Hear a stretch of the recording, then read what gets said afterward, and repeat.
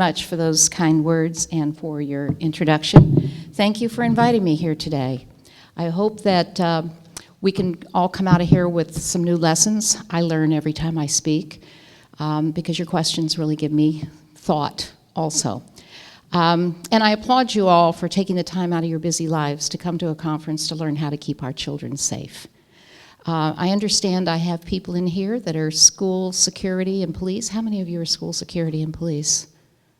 All right. How many of you are educators? All right. Wonderful. And are there some guests? Do I have some guests here also? All right. Let me tell you a little bit about this story. And excuse me, but I don't have I don't put it overheads. I tried the first time to have some overheads, and I couldn't handle it. So, you know, we'll deal with this. Newtown is a community in New England, about 25,000 people. It was a farm community for many years, and now has become a very suburban community. It's somewhat wealthy. Our school system has 7 schools. 4 elementary, K4, an intermediate school, which is a 5-6, 1 middle school, 7-8, and a high school. The community is, we had about 5,500 students. The community is beginning to lose some population, as many of the Connecticut communities are at the elementary level. I moved to Newtown. I was recruited for Newtown and started there January of 2008. And right after I got there, I hired a district security person, a retired police officer, to sort of create a small little security within our school system. We had an SRO at the high school, an SRO at the middle school, and part-time SRO at the 5-6 intermediate school, who taught the DARE program to our 5th graders. As I began trying to, in budgets, acquire some retired military or police officers for security, I got a Homeland Security grant to set up what we called a welcome center at the entrance to the high school. I received a great deal of criticism. Dr. Robinson, we don't need that in this community. It's not necessary. You've come from urban areas, you don't understand. We don't need that here.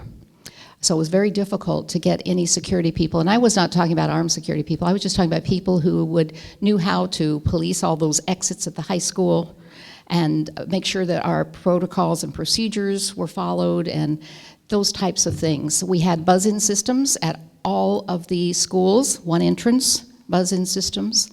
But every time I would visit one of the elementary schools, I would find back doors, side doors propped open.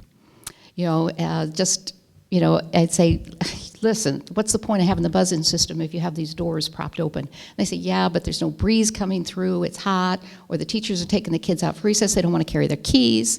So that's the face of where we were in Newtown. I'm going to tell you the story of Sandy Hook, one of our 4 elementary schools. Remember, they're only K-4 in those grades. And then I'll take questions.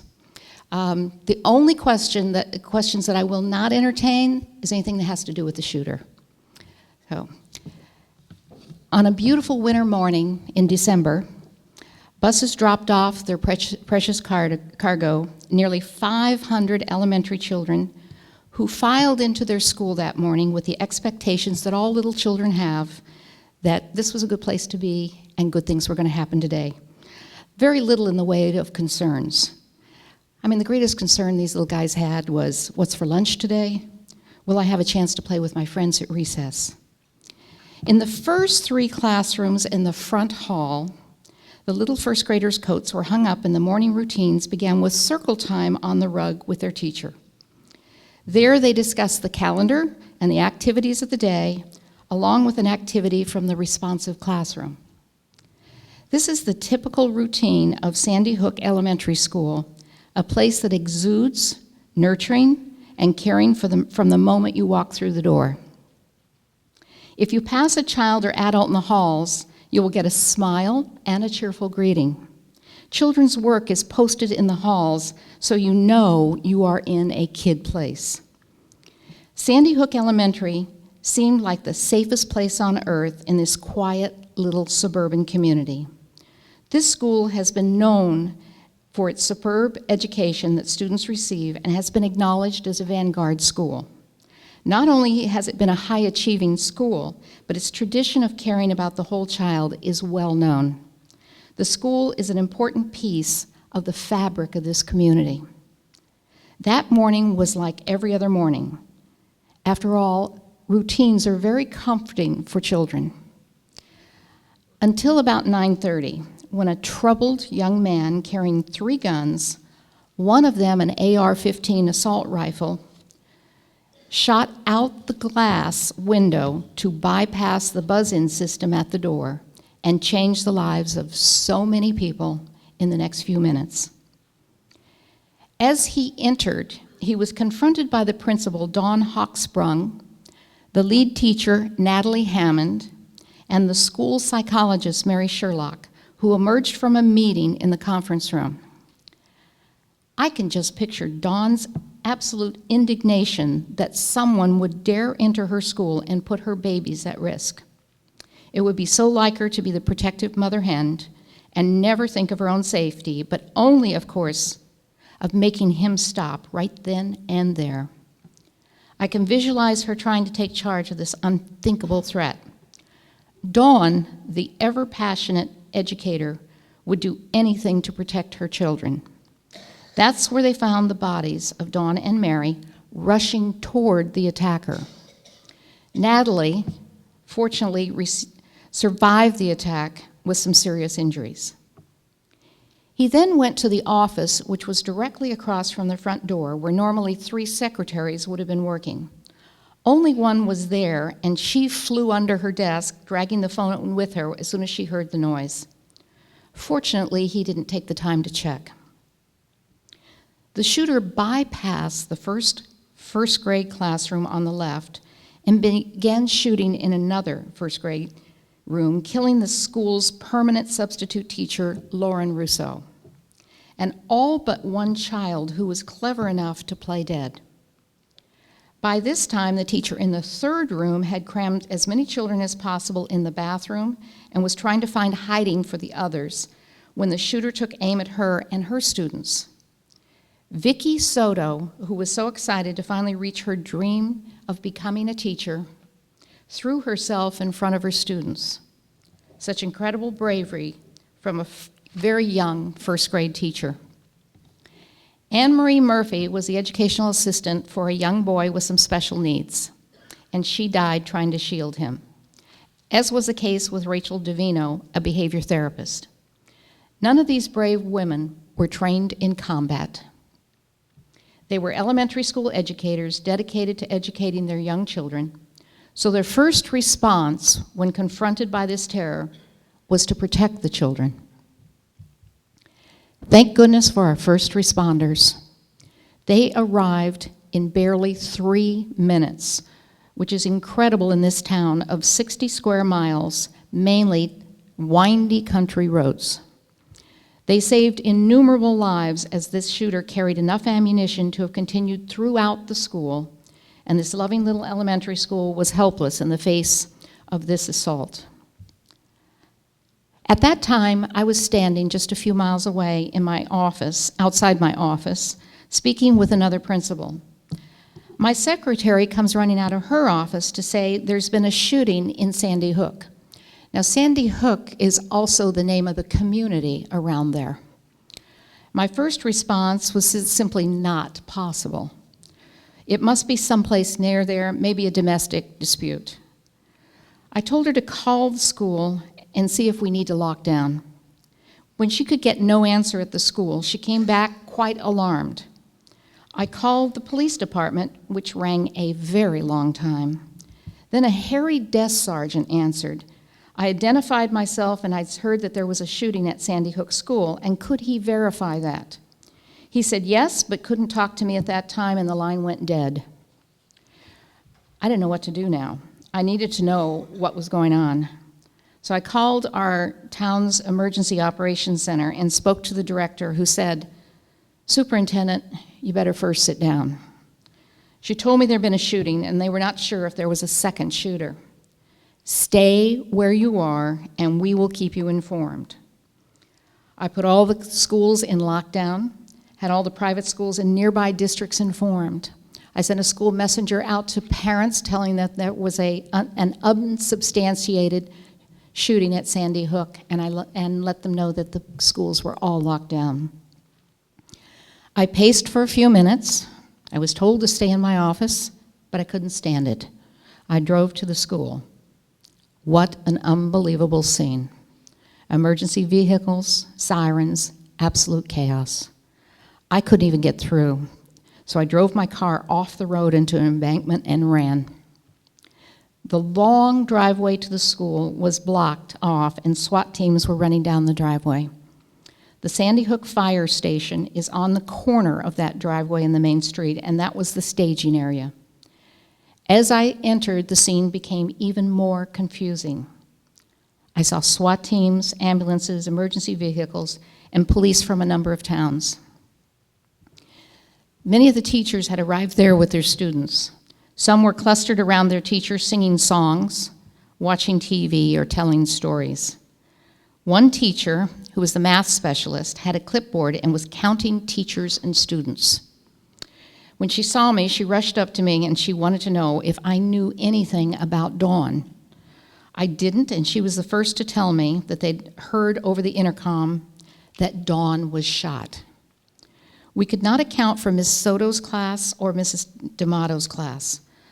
I did know that we had some children outside the school. I had received a call that some children were at the police station. Some were at a neighboring house. Some had shown up at a daycare center, and the art teacher had called to say that she was locked in the kiln room with some students. So we didn't know where all the kids were, and I certainly didn't have a true picture of the magnitude of this whole episode. As commanding officers arrived on the scene, they asked me to join them in a small room being used as the command center at the fire station. They all had a lot of questions, but didn't tell me what was going on. The media was reporting that this was a domestic shooting with the son shooting his mother. I informed the officers that there was no Lanza working for our school system. I called HR just to be sure there wasn't a substitute teacher by that name, but nothing.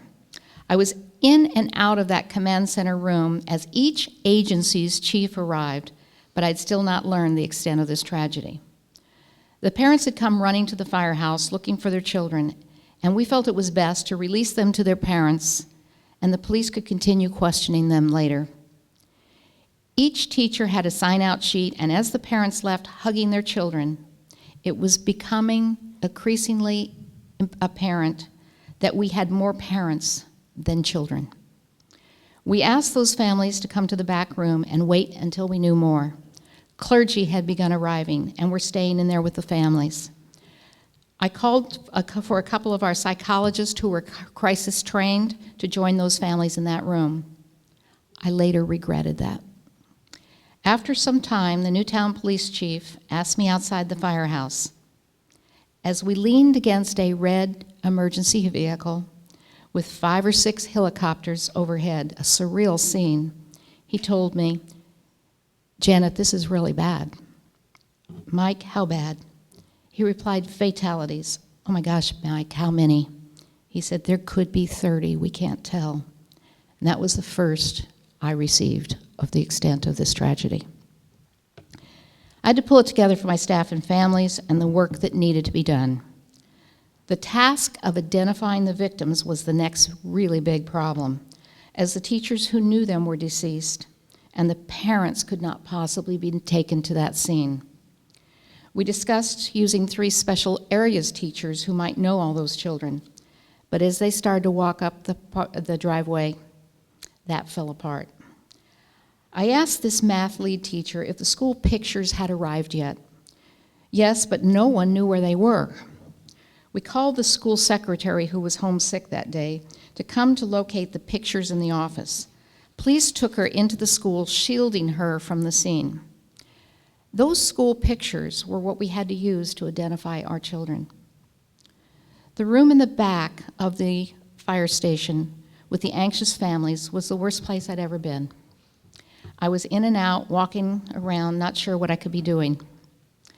Finally, our governor, who couldn't stand the sorrow of those families not knowing, told them if they were in there, their loved one was dead. It was quiet in the firehouse late that evening as work continued at the school and the families left, and I realized that food had magically appeared sometime that day, only I hadn't eaten. Tried to eat but gave up. Still wasn't sure what I needed to be doing. The families were officially notified late that night, some not until 1 o'clock in the morning, by a state trooper who was to become their liaison going forward and counselors. The next morning, Saturday, I was surprised to see all of my office staff and some of my principals present at central office. I didn't tell them to come in, they just felt the need. All of us were looking for something to do, and that something became immediately apparent as the phones began to ring, and rang solid for weeks on end. Our website crashed. There were no open phones, so we had to set up another private line just so I could talk to my principal team. I received over 13,000 emails within the first 3 days. We were immediately inundated with condolences, questions, offers, gifts, volunteers, and of course, the media. The challenges of dealing with the aftermath go far beyond the emotional. One call tells us that 2 trucks loaded with toys are on their way from 900 miles away. The next call informed us that 450 teddy bears have been sent. This was just the beginning. We didn't have the infrastructure to answer this volume of calls. We didn't have a warehouse to store this quantity of donations. Monday's mail was described as an avalanche. We didn't have the people needed to just respond to the outside world. There was a lot of caring, and people were really touched by our tragedy. And people wanted to help in some way. But the offers themselves created an overwhelming situation for us, which we were certainly not prepared. I went to the first selectman, which is equivalent of a mayor, and asked for logistical help. She mobilized volunteers, and someone obtained a warehouse. 20 volunteers a day for months, open letters and packages from people all around the world who just cared. Meanwhile, I had to figure out how my staff and students were coping and determine how we could resume teaching and learning. Interspersed with this were the media requests. It was a shock to me to go to a press conference on that Saturday and see the thousands of press people from all over the world camped out at Treadwell Park, not far from Sandy Hook School. When our vehicle was blocked by a Japanese film crew unloading from their vehicle, it hit me for the first time what a tremendous world event this was. I've been too preoccupied with dealing with the sorrow internally. With much objection, we started school for the 6 schools, other than Sandy Hook, on Tuesday. I felt it was in the best interest of students to get back to their familiar routines to feel safe, and that was confirmed once they resumed. Sandy Hook was another challenge, and what was best for those students and teachers. They certainly couldn't go back to their school. It was a crime scene. Richfield, a neighboring district, offered me 5 classrooms. Derby offered rooms, but I was concerned about splitting this school up. Our neighboring town of Monroe was a lifesaver, offering us a closed middle school, while the Sandy Hook staff and families attended services for 26 victims. Work began in earnest on Chalk Hill School in Monroe, transforming it into a cheery elementary school from a school that had been abandoned for 2 years. At any given point, there were 80 volunteers a day working on that building. The gym floor was warped, but it was repaired to a gleaming finish. The bathroom toilets were too high for little kids, and the floor was raised as a creative solution. Night and day, there were skilled people turning this abandoned building into a new Sandy Hook, mainly volunteers with donated materials. Watching this transformation was like watching a miracle being performed, and of course, food magically appeared every single day. After the first of the year, we cautiously opened this school after inviting parents to bring their children to visit and urging them to send them on the bus. But if they, meaning the parents, were nervous, they could come to the school and greet their children getting off the bus. About 120 parents did that and hung around all day that day. There were at least 11 mental health specialists available to talk to parents and to answer their questions on handling their children's questions. And I want to tell you, the therapy dogs were a hit. The next day, there were about 20 parents, and the number dwindled to just a few who were still nervous about leaving their children, and a year later still came to school every day. 20 beautiful and innocent little first graders were lost that day in an absolutely senseless act. They were no match for a troubled person with an AR-15. 6 dedicated educators were lost that day, including a phenomenal principal, Dawn Hochsprung, who took over the leadership of Sandy Hook School 2.5 years earlier. She was an experienced principal whose passion for this important work was immediately evident. She had a vast knowledge of good instruction and coached her already effective teachers to stretch even further for excellence. She truly enjoyed being an elementary principal and joined in all the fun of an elementary school with great gusto. Whatever theme day the school was celebrating, she was all in. She might show up at a district administrators meeting in pajamas and fuzzy slippers, or dressed as a fairy princess. The students knew that she liked to have fun as part of the learning, yet she was serious about ensuring that every child had a highly effective teacher. She, along with her colleagues lost that day, represent a huge loss to the futures of all those children they would have impacted in their professional lives. We are all forever changed. You sitting here are forever changed also. Some families have a huge hole left by a 6-year-old who should be doing the funny, silly things that 6 and 7-year-olds do. Families who do have their children are suffering through the nightmares and fear of sounds and strangers, and any loud noise is a meltdown. The innocence of childhood has been shattered. Now, what do all of us as educators and security people say to parents who want to be assured that when they put their children on the bus to school, that they will come home? How do we as a society protect our students without creating fortresses? How do we let our children freely enjoy being children? I have heard that the measure of a society is how they treat their children. So how do we do all that we can to keep our children safe and guarantee them their future? In closing, I want to share with you something that has resonated with me throughout this entire time. I may not do justice to his words, but I will share the thoughts of a gentleman named Dr. John Woodall. He's a Harvard-trained psychiatrist with expertise in the effects of trauma and who happens to live now in Newtown.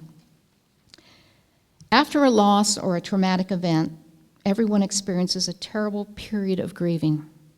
It is unavoidable, as much as we want those feelings to go away. We can choose to deal with that terrible period of grieving successfully or unsuccessfully. Unsuccessful may include a lot of negative consequences, maybe depression, substance abuse, or relationship issues. Or you can deal with things and come out of that grieving more successfully and stronger. The difference is the choice we make. We can't take the grief away, we can't take the pain away, but we can control our response. I love his terminology. He refers to this as our compassionate choice. That is to focus outside of ourselves and do for others and not focus on what we're doing for ourselves. If you'll notice, you see a number of about 8 of our Sandy Hook families traveling to Washington, D.C., doing things for gun control, doing things for mental health. It will never bring their children back, but they're doing for others. It's a compassionate choice. And if any of us have to go through those awful types of things again, I hope you'll think about making a compassionate choice, because that's what we as educators and protectors of children are all about. Thank you, and I'll take some questions.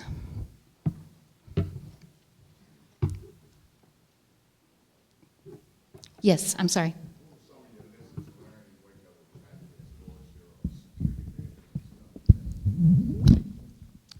Okay, the question is, what were some of the lessons learned in the tragedy?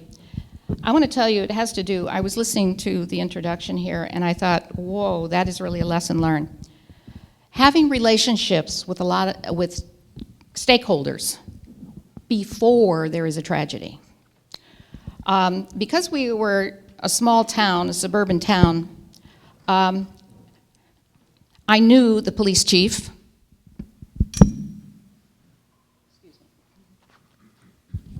I knew the police chief personally. I knew oh, wonderful, thank you. Here, I totally took your other system apart. I knew the police chief. I knew, just a lot of people in town. But we had a safety plan. But there were things that were on the plan that we hadn't really taken as seriously. Relationships matter. I got the call that day, or my secretary got the call from a bus driver. I never heard from the police. There were things that I could have done in terms of notifying parents and calming the community if I'd had the information in a timely fashion. So our police chief was one of the first responders. So he really wasn't available, and there really wasn't another person who was assigned to make sure there was a communication. So I think one of the key things you have to think about is what is the communication? They believed I would be informed by the school if there was a problem at the school. There's nobody alive at the school to do that communication. So I think that having talked seriously about communication, it sounds like just a buzzword. It's not. In a crisis, you gotta have ongoing, frequent, up-to-date communication. Yes? You had stated earlier, early on, that you had regretted calling psychologists. Yeah. I'm not sure if I have that right. All right. Thank you for reminding me. You all have some people, psychologists, counselors, some people in your counties that are trained as a crisis team, correct? So if you have something happen at school, there's an accident, a suicide or something, you will mobilize those people. They're trained to come in. And I had a crisis team that had gone to other school districts in the middle of a crisis and worked with people. This crisis was way over what they were trained to handle. And to be in that room with families of 26 potential victims, because we didn't know, and the grief that was in there and the immensity of it.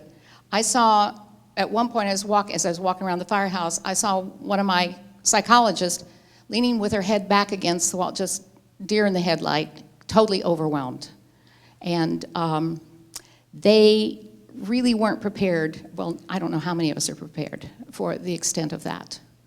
Mm-hmm. I'm sorry to take up time, but That's all right. I'm a guidance counselor. Who now, after this, what are your thoughts on who you call? You know who did the best with this? Our clergy did. Because they touched that spiritual part of the people that were in there. The other thing related to that, I regret the fact that I didn't know the mental health providers within our community. I just didn't know them. In my role as a superintendent, I had dealt with, we have a team that deals with planning for alcohol and drug abuse and some other key people in the community, but I hadn't dealt with the mental health professionals. We got flooded with offers from mental health professionals. I didn't know how to vet them. And because we are a small district, I don't have layers of management people. that knew how to vet those people. So, and my director of pupil services was very ill at the time. So I had the ability to vet these people coming in, and I'm going to tell you, people from all over the world came in with all kinds of ways they were going to help families and children. And I said, "You're going to do what?" That was very difficult too. So I would wish I had known key people in mental health in our community prior to that. Yes. A couple of questions. How did the police get notified? Who notified the police? And how did you send the message to the parents? Good question. He said, how did the police get notified and how did I send the message out to the parents? What happened that day, we had all of our drills, and we do lockdown drills regularly, all of our drills have been initiated with a lockdown signal sent from the main office. There was nobody to send that lockdown. There was never a lockdown message sent out at Sandy Hook. We now, in our planning, make sure that the lockdown message or any alert message can be done from various parts of the building. Several things went on coincidentally that day. There was only one secretary in the office. There's normally 3. The regular custodian was out sick. There was a substitute custodian, who, by the way, the police didn't know and arrested him, thinking he was one of the shooters. And he did save a lot of lives because he ran through the building quickly, locking doors when he realized what was happening. We had doors that had to lock from the outside, so he ran through really quickly. He sent a 911 message out. And then the custodian did. The substitute custodian sent a 911, and then on his cell phone. And a couple other cell phone calls came in with 911 also, from a variety of teachers or whatever from cell phones. That's how the police were notified. Their response time is unbelievable. Absolutely unbelievable. If you've been to Connecticut and you know those hilly little roads that look like old cow paths, I mean, for them to get from wherever they were to Sandy Hook School in less than 3 minutes and respond is pretty unbelievable. Then the other piece was we had a parent messaging service, or we put in place right about the time I started there. And so School Messenger was what we had available. So not knowing really what to put out there, because I didn't have any confirmation really of anything except there had been a shooting, before I ever left my office, I sent that message out to all parents in the district. And basically started with saying there's been an unsubstantiated report of a shooting at Sandy Hook. To keep all of our children safe, I've instituted a lockdown. Please do not visit the school until you hear from me. Again, many parents still drove to schools to pick up their children, and of course, once started with the Sandy Hook parents, they all rushed in, which, here they were running in with the phones to the ears and crying and looking for their kids, and the other thing I wish we had is, I wish I'd had a staging area for parents. In other words, when you do your lockdowns, think about where parents might go, and we hadn't done that. So there they were right on the scene and mixing with all the emergency workers, and it created it just exacerbated the emotionality of such an awful crisis anyway. Yes? Your communications with parents, was that by email, by mass phone call, text message, or All the above. All the above.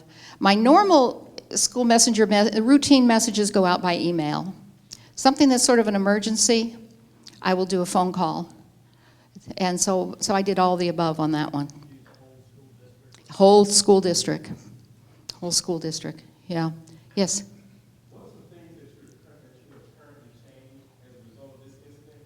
What are some things that you have changed in the day-to-day operation of the school? Good question. What are some of the things that changed as a result of this in the day-to-day operation? Number one, we're hardening the schools. Now, I told you we had buzz-in systems. We are going to full body, and there was a camera and a buzz-in. We're going to full body cameras. And and putting up film on the windows, the lower level windows. We did that right away after Sandy Hook. He shot in, the school was built in the 50s, so it had the front doors, then next to it, it had a wall of glass windows. He shot out one of those glass windows to bypass the buzzer system, and he got in fast. So the film, all the parents wanted bulletproof glass put in instantly, and armed guards and so forth, but fire marshal's going to have a fit if you try to put in bulletproof glass. But we found that by putting the film up, he would have to actually shoot out the window, and what we've learned is you've got to delay the entrance and speed up the response. So if we are thinking, everything we do is how to delay. And the police, of course, have been practicing and timing their response. So that's really been a key thing that the police and the schools are working on.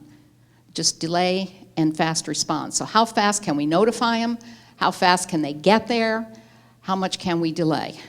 Because I'm gonna tell you, when somebody's equipped with the kinds of guns and ammunition, firepower he had, you're not gonna stop him. But how can you delay him? So that's part of it. So we've really been doing a lot of that.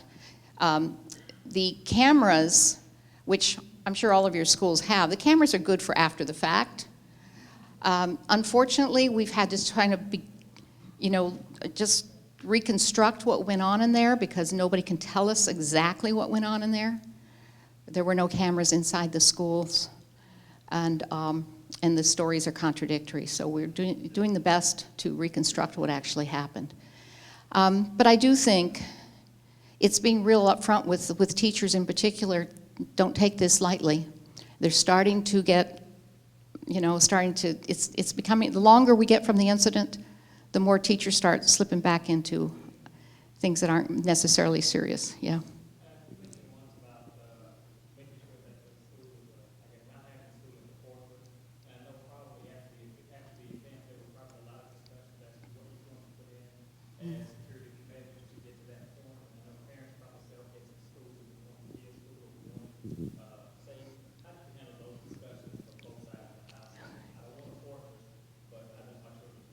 A good question. How do we the balance of the fortress wouldn't be safe? Actually, the parents didn't care if it was a fortress. They wanted a fortress. They wanted armed guards. They wanted, they wanted to make sure that it just so shattered that whole sense of safety. And maybe some of you experience this in your community too. But we had to have a police car at the driveway, where the driveway hit the street, at every school for months, and a second police officer in the building. They were there at meetings demanding that the town fund, armed guards and so forth. They wanted that. And it's a difficult thing to deal with, to try to help balance their need to have their kids safe and also not having kids growing up thinking the only time they are safe is when there's an armed guard standing next to them. So I think many of you have seen some differences since our tragedy and parent expectations. I've been in education a long time, and every spring, about the time we have testing going on, middle schools have bomb threats.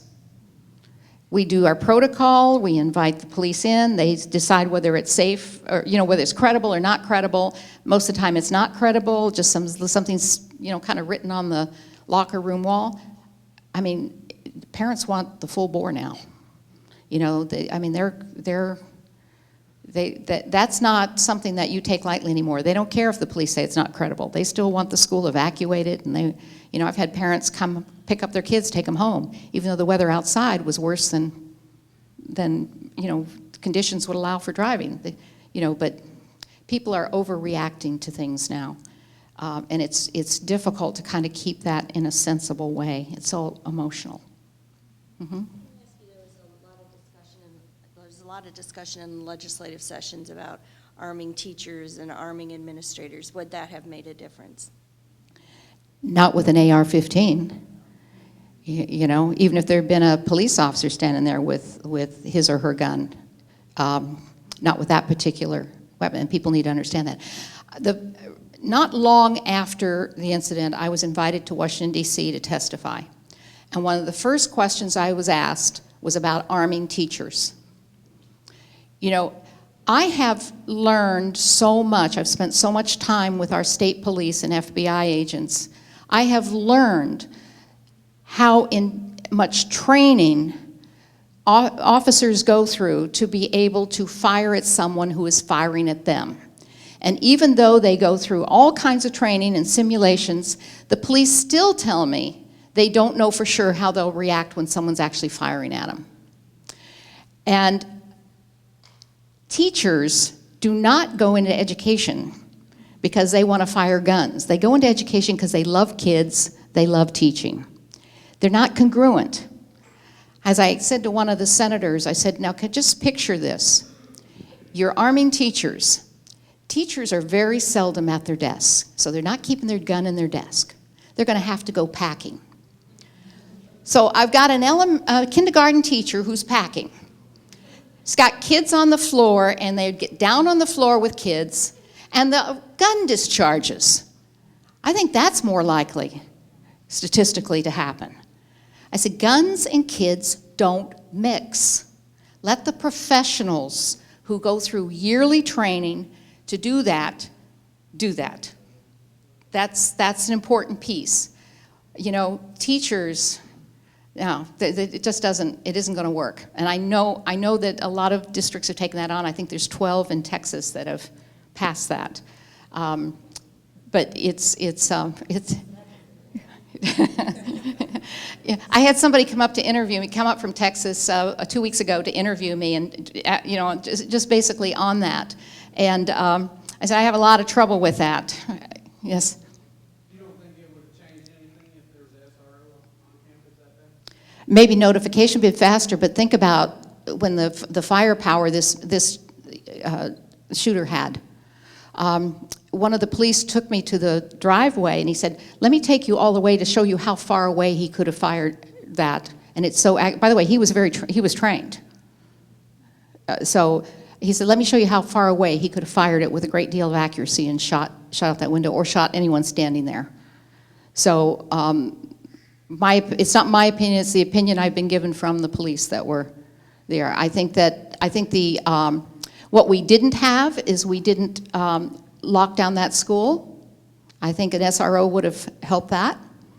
I think that even though the school had a lockdown drill just briefly before that, as a matter of fact, that first classroom that he bypassed, which had a small window in the door, still had the construction paper covering that up, and all she did was flip off the lights, and he bypassed that room. So I wish I could figure, other than his getting a flat tire on the way there or arrested for speeding, which I keep saying, God, why didn't that happen, you know? I'm not sure how you would have prevented what he did. Mm-hmm. What were the lockdown procedures at that point in time? Okay, lockdown procedures at that time were, they were to lock their doors, which remember they had to go outside to do. Lock their doors, turn off the lights, get the kids down and quiet, and they were to cover up the window in the door. And the signal was lockdown. It went out over the intercom. It would go out as an intercom. None of that happened.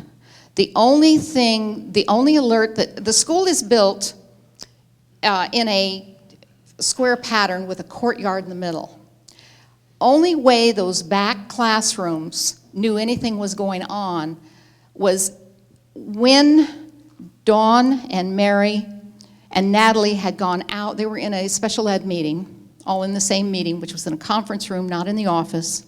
As they came out from that conference room, someone either inadvertently or purposely had, and the shooting took place, pushed a button on the phone which gave an intercom, turned to intercom. They pushed maybe the wrong button. Maybe they're trying to get 911.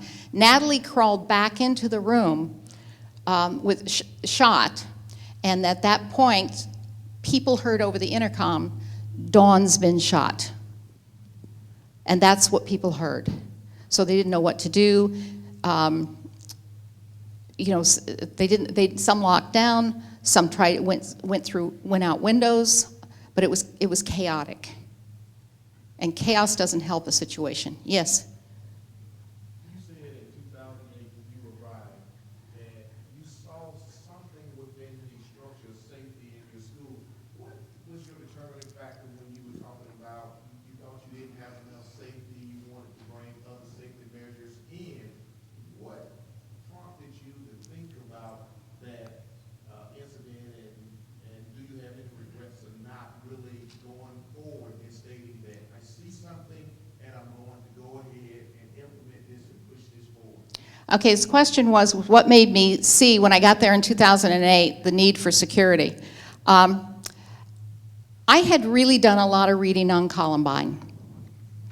And because I couldn't believe that these kids could build up an arsenal like they did and do what they did. And so I'd done a lot of reading on Columbine. I had done a lot of work with different school systems trying to assess internal risks. So I talked to my leadership team and said, we need to take care of internal risks. That's our biggest threat, is internal risks. So what we did is they did have a security person who also did 15 other jobs there and was not trained. So I replaced him with a trained police officer. And we had a couple security people who didn't have any clue as to what they needed to be doing in terms of, covering the exits and so forth. My main concern was security at the high school and the middle school, because most of the threats that we've had around the country have been at the upper level. My concern at the elementaries was probably a parent. Having someone that was out of control. We all deal with that. So I was thinking along those lines. And even with that, people just felt that a level of security was not necessary. I never got the budget approved to have someone manning that little station I'd set out at the street for the high school. I never got enough money to hire another security person to put out there, so we'd have somebody there just part-time. Also, we have a prison in town. And the reality is you have to think about that. And so I would create scenarios to throw out to the principals for them to handle. What if there is an escape there? It's possible. And the high school was really half a mile from there, or 3/4 of a mile at the most. I said, so what would you do? And there had been, before I got there had been an escape, so they took it seriously. So that was really kind of just those types of things. But I looked at it and I said, when somebody said to me, I remember saying in a public meeting, they said, why do you need security? You've been in urban areas, this is an urban area, this is Newtown, we don't need this. And I said, that's exactly why we need it. I said, this is the same type of community as Columbine. And I said, you have no idea how many crisis forms come across my desk every day. See, every time there's a suicide ideation that's taken seriously at the school, or the crisis team has to transport a kid to the hospital, I get a report on that. So I said, I know there are troubled kids here. Just never, I'll tell you frankly, I never thought we'd have this at the elementary. That was not on my radar. You had a question?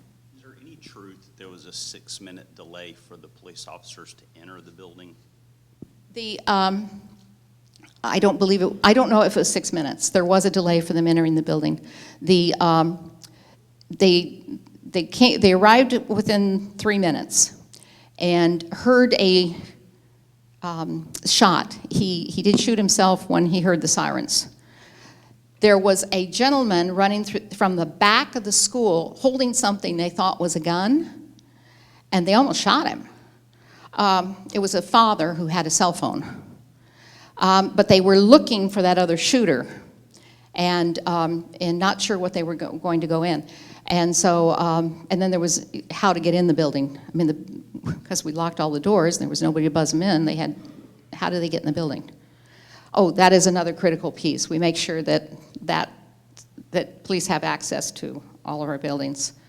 Yeah, don't forget that. Mhm.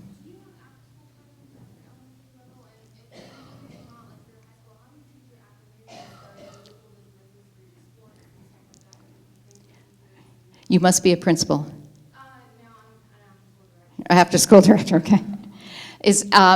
When we changed, the question was, do we have after-school programs, and how do you handle, well, basically, how do you handle the security for that? When we said to the community, you want more security, we're going to give you more security, and this is how it's going to be, and so forth, and we also said we have to do it for all of we have to keep the school secure 24 hours. So all of our after-school programs must have security. So if Parks and Rec is going to use the building, and our buildings were used, all of them were used all the time. I mean, they're community centers. One of the schools has a swimming pool that's used. You know, I mean, it's just they're used all the time. So we said you have to have security for that. So, you know, budgets have been very, very tight for the last 6 years, and that was problematic. And when we first put it in place, and we didn't have our own additional security yet right after the incident, and we were resuming after-school activities, we told the organizations you have to have security. Well, some of the organizations would use a 12-year-old kid to stand at the door to screen people, let them in. So it really became a community discussion, and the town provided the money eventually to hire security people, and we use security people for after-school activities also.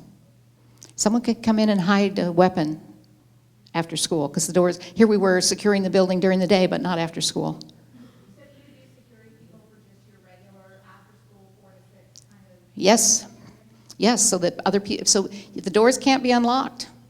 Somebody's got to be there to make sure that they know that who's entering the building. Yes. Was there an assistant principal on the staff at Sandy Hook? No, but we had a lead teacher who functioned as an assistant principal. And that was Natalie Hammond, who did survive. Yes? Any strategies for dealing with the media? Did they get access to your teachers? Oh, my God. No offense if any media people in here, but they were all over the place. We had signs up at central office, no media, but they told secretaries there was somebody else, snuck in. I couldn't get to my car. They knocked on the doors of my teachers' houses. They went to the victims' families' houses. They were all over the place. So this is what I did. We put out a press release to them saying I would hold a press conference so they could have a story at 12 o'clock on Sunday. I always set up a time, and 12 o'clock on Sunday. We would only admit those media who had left our people alone. If I had any report of a particular network arriving at the home of a teacher, a parent, a kid, we would not allow them in. They need their story, I'll give them a story, I'll answer their questions, but they are not to bother anyone else. The only one I let them bother was me. And by golly, it worked. And some of you did see the interviews. I only did interviews for those people who were very respectful and did what we asked. I just would not do it. Even when we moved to the new school I described in Chalk Hill, and that, because it was in a different community, it was a different police department. The Monroe Police Department, I just love them. They're wonderful. They were our hosts, and they took it very seriously. They surrounded that school, made sure it was secure. When the kids were going to come in the first day, the last thing we needed was a lot of media there. And so when I drove to the school that day, I could see every little country road, there was a police car, because all the surrounding communities, including Monroe, had stationed police cars at all those little roads and wouldn't let anyone in. And behind this new Sandy Hook, there's a field, and then there's lots of woods. Connecticut's very woody.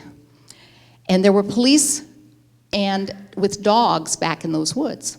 And at one point, there was a reporter sneaking through the woods, coming forward. And the police confronted him, and he says, I'm just a reporter, I'm not going to do any harm, I'm not going to do anything. And they said, you're a reporter, we're going to let the dogs loose. And he took off. You know, they were wonderful, you know, but to deal with that. So we did not want any pictures of the inside of of Chalk Hill, now the new Sandy Hook. We didn't want our kids being photographed getting off the bus. We didn't want anyone, and we succeeded, thanks to the police. Yes? You said that you worked closely with the staff after this incident. Mm-hmm. Could you expound on some of the changes that happened? On mental health? The immediate thing, oh, thank you, you reminded me of some other things. I didn't know that there was a national center for trauma in children. Had no idea. So, I mean, these are the kinds of things I wish I knew.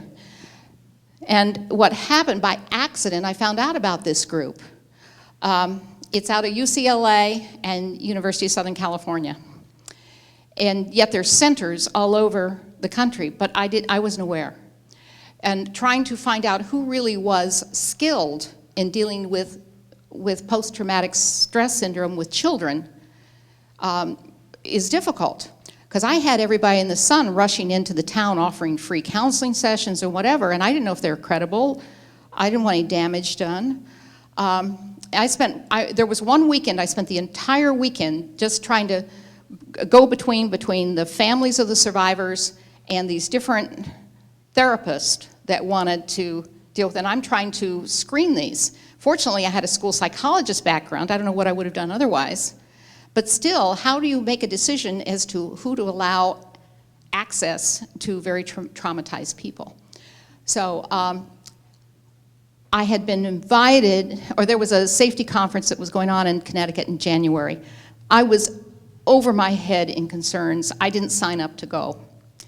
And the commissioner of education in our state, who had been on site in Newtown every single day, called me and said, you didn't sign up for this, I think you ought to go. And I said, I can't go. I can't get out of this place. I mean, I'm just overwhelmed. He said, I think you need to go. Simultaneously, the executive director of the Superintendent's Association called and said, you need to go to this. Not only do you need to go to this, I want you to come to dinner Sunday night before this with the people that are coming in for this. So I did, and I met these people that are experts in dealing with childhood trauma and PTSD, and they'd come in from the West Coast. So that was where, if I'd only known earlier, I would have had them on site earlier. So they helped me do the screening. They came in and they worked with the parents. They organized a lot of these people that descend. Your situation becomes kind of out of your control. I mean, we had therapists that were on site. I didn't know who these people were. I'd walk into central office and there'd be this gathering in the morning of all these mental health professionals. Some of them were wearing Navy uniforms. They came from all over the country.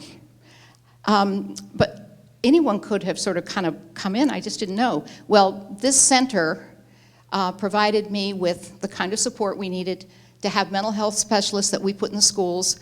Every single day we had at least 8 mental health professionals in every one of the schools. Sandy Hook had at least a dozen. We had rooms set up where parents, for kids, for teachers, if they just needed to come out and talk to somebody. Therapy dogs were there for the remainder of the year. And like I said, they're wonderful. My elementary principals, when the therapy dogs were offered, the elementary principals said, no, we don't bring animals in because of allergies. The high school principals, yes, I'll take the therapy dogs. They were such a hit with the kids, and they were so wonderful, and they just calmed things down, having those dogs there. The next thing you know, they were in all the schools, and they are, I recommend them. Now, and I can't get this correct, the National Center for Children of Trauma, or something to this effect. Research it. You should know about it in the event you have any kind of tragedy. There were 2 centers in Connecticut, fortunately, one at Yale and one right by Yale, also in New Haven. I was able to tap those resources. But there was a delay because I didn't know about it. So, good questions. Yes? Are the kids as resilient as they are? The question is, are the kids resilient as we think they are? Kids are wonderful. Adults are not. You know, adults are whoever they were on December 13th, compounded by this experience. So they're all over the place. And the community, someone asked me, how's the community doing? Well, they're individuals. Everybody is in a different place. What's important is people have to be tolerant of where other people are in that. And the kids have gotten a lot of support. We ran a lot of therapy groups. And Elaborate a little bit more, please, on, I know that troopers were brought in to stay with each of the families and the children. And I understand that was a tremendous success, and wow, it was each family had a state trooper assigned to them. Now, I don't believe this has ever been done there before. So I'm not sure they had even clearly defined what that looked like and what that meant. They needed to do something. So the state trooper who went to the home that night, along with the counselor, that trooper was assigned as their liaison to get them through everything. They are still bonded. They're like members of the family. I went to a fundraiser, Mary's Fund. Mary, who was a school psychologist that was killed that day, her husband has runs this, now runs this fund called Mary's Fund, and it's all to provide counseling services and so forth. And I went to an event, a fundraising event, and the state trooper, recently, and the state trooper was there. He says, "Oh yeah, I'm here all the time now." He's part of the family. So now I think that's something to be thought about in other parts of the country. I do understand, well, I don't understand, but I can empathize with being a part of this tragic situation. But I'm thinking in schools after this situation, how can we not, as educators, be so up in arms without, taking the necessary precautions, but not overdoing, and overkill is not a good word, but I think that's what I'm thinking of, overkill and make more of the threat is always there, and it sounds like I'm not taking it seriously. I am, but Yes. how do we find that medium as a group of educators to not panic our parents, panic our students, panic our teachers? Because after this incident, there has been panic all across the country. Yes. What is that happy medium, or is there a happy medium? So the question is, and this is something I'm struggling with too, just as you are, is how do we not panic people? How do we get that happy medium? Every time I think we've kind of established that, some little thing makes people nuts. And I'm in Stratford school system, which is just down the road from Newtown now. One of the teachers killed, Vicky Soto, her family lives in Stratford. She's a Stratford kid. And a school is being built, is being named after her. There's a lot of strong feelings and emotions there, which I think probably are in all your schools now. We just had a usual, and excuse me for using these words, I don't mean to not take it seriously, but a usual barely hand-scribbled, I'm going to shoot up this place, or a bomb threat rather, scrawled on the walls in the locker room this spring. And, police came and, yeah, that was not a credible threat, did their assessment. People panicked, and they came and got their kids. All of us in education know we deal with that all the time, and I'm not trying to minimize these things, but those are things we've never notified parents of. Now now we're having to notify parents of everything that's going on. And, I said to him, listen, even I, who would never minimize anything, I'm telling you, we're safe, they're fine, this is okay. And they just can't right now. It's going to take a long time to get past this. So I think I try to put everything out there as much as I can. I have found it's not even enough to just put it out for the school that's having the issue. The parents in other schools are saying, why didn't you let us know that happened over there? So Yes, in the back. Yes, just one question, naturally asked when I asked this, I know a lot of parents that may dealing with some troubled kids. All of said, in my child is that goes on. And I'm afraid that something may happen. Did you have any parents come forward after that? Please help me, or anyone come forward, I was my child did that, I was refused to reach out to parents, maybe dealing with some kids that did goes on. The question is, did we have parents come forward saying, I'm worried about my child? So, yes. Yes, there was immediate response. A parent said, my kid could have done this, and I don't know how to get help. And I think two things happened. It made parents take some action who maybe were not wanting to own up or not wanting to face that this was going on with their kid in several cases. And secondly, it made some of our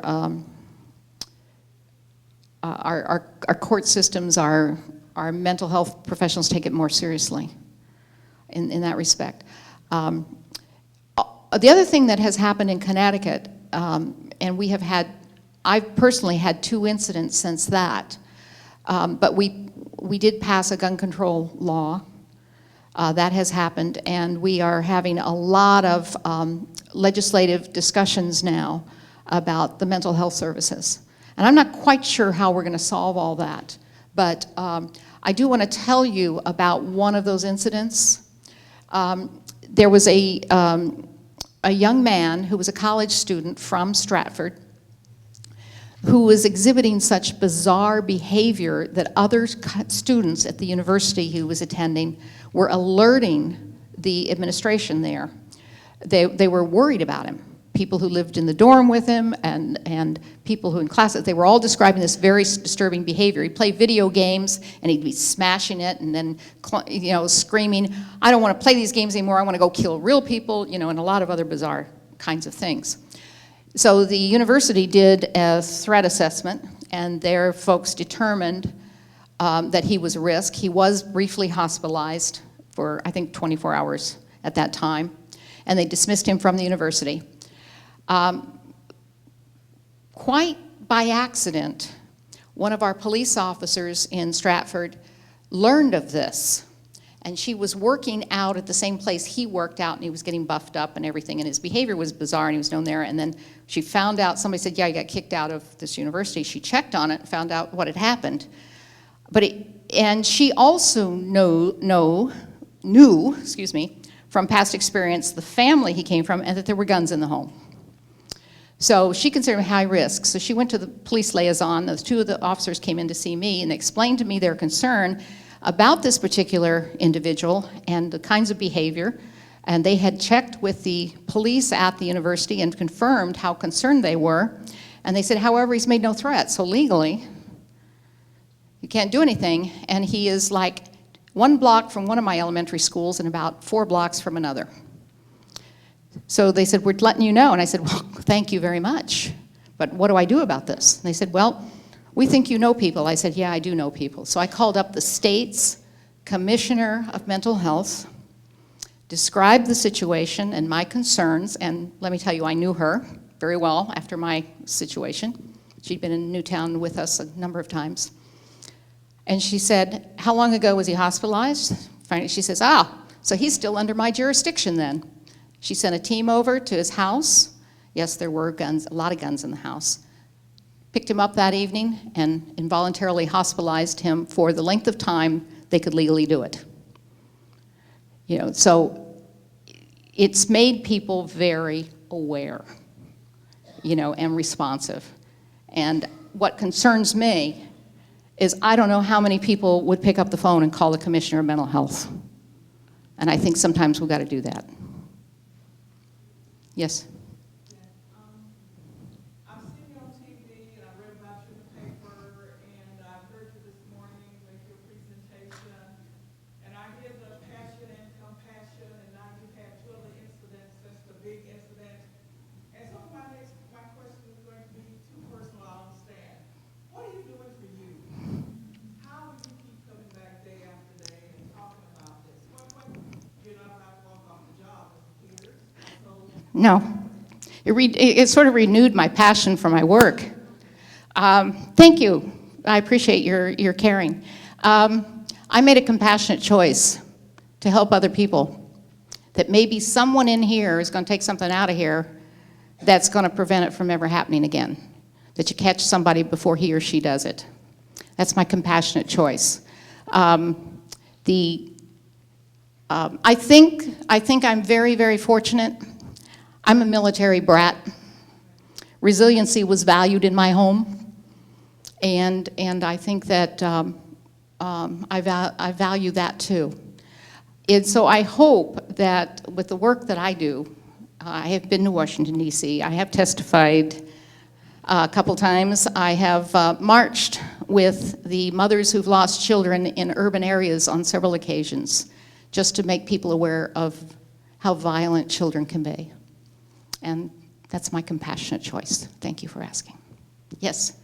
You have school resource officers at 7 schools? They still do not have SROs in the 7 schools. The SROs are still in the 3 schools.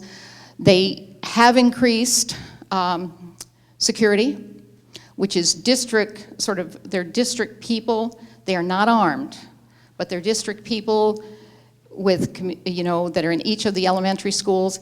There are still police officers patrolling or in the schools in Newtown. And not on a regular basis. They can be called out for something else. But that's where they're based when they're not needed elsewhere. In the district I'm in now, Stratford, I have 13 schools. And they have, we have school resource officers in all the middle and high schools. Once again, the elementary do not have patrols or support. So that's something we're working on. Yes?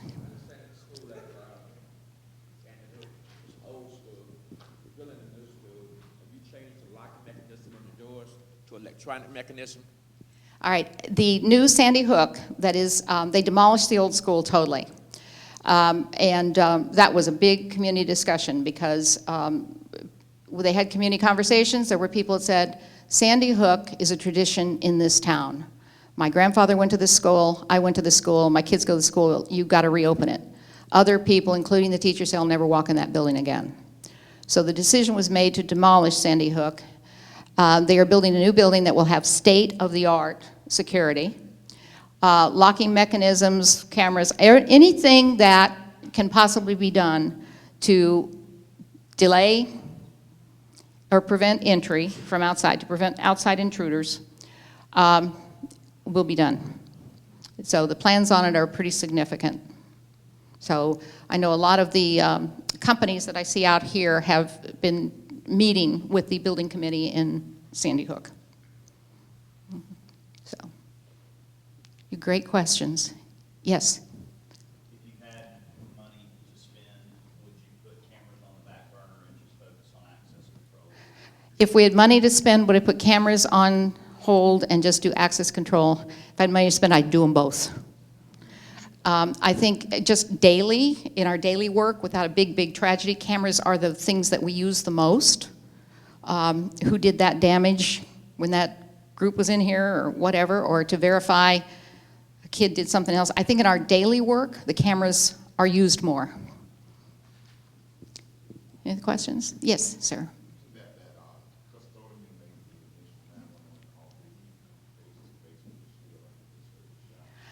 He asked about the substitute custodian who sent the 911 call. Did he come face to face with the shooter? He saw the shooter. He had come, he'd heard the noise and had come around the corner of the building when bullets were ricocheting. So he ran, then he started running down the halls, quickly locking doors. And somewhere in the midst of this also made that 911 call, but he was the first call. So if you can imagine someone who's not even familiar with the school, he's a substitute. Oh, by the way, we are making sure that anybody who substitutes in any school knows all of the logistics of that school now. You know, you can't have somebody coming in and not knowing the school because they're a substitute. We are doing much better job of that, and also making sure substitute teachers aren't just handed a packet or they're reminded that there's a security thing by the door. No, we're doing training with all teachers, substitute teachers, everybody, on knowing what the procedures are. Mhm. It was his personal phone. Personal phone, yeah. Is this helpful to you? All right, well, I hope it's helpful. You know, I don't mind responding to questions via, you know, email. I'm in Stratford School, so I really want to thank you all for taking the time to be here, and I want to say I wish you the best. I hope everything goes successfully for you, and I know some of you out here are going to prevent something from happening, so thank you for taking care of our kids. Excellent.